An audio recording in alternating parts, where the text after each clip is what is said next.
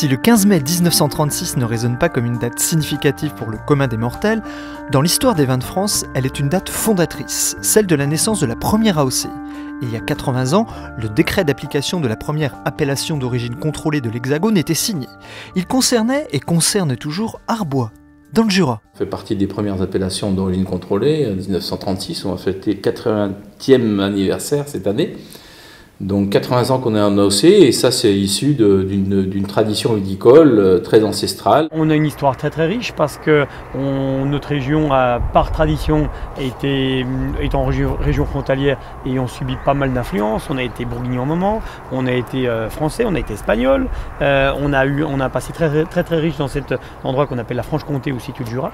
Et puis après à côté de ça, donc ça nous a amené plein de méthodes de vinification un petit peu particulières. Après ça on a une mosaïque de plein de terroirs différents dans le Jura, que ce soit des calcaires, des argiles, et toute cette diversité de terroirs, de cépages, de méthodes de vinification crée l'originalité du Jura, c'est la typicité du Jura. Une typicité que l'on retrouve particulièrement dans l'AOC Arbois, appellation pionnière parmi les 6 que compte le Jura, qui conjugue à merveille histoire, cépage, méthode de vinification, terroir, sans oublier le facteur humain. Arbois, donc on a 5 cépages, donc le chardonnay, le savagnin en blanc, le poulsard, le trousseau et le pinot noir en rouge. On fait donc des vins blancs secs, les chardonnays, on fait des vins oxydatifs, le vin jaune que tout le monde connaît, qui a son fort caractère de noix, d'épices, qui est tout à fait typique, mais qui est toujours un vin assez concentré, avec vraiment une originalité dingue. On fait des vins rouges, que ce soit des vins rouges légers à base de poulsard ou plus concentrés à base de trousseau, pinot noir. On fait des vins effervescents, pas mal aussi, parce qu'on a des sols argileux à des endroits qui peuvent nous faire donc des créments qui sont super intéressants.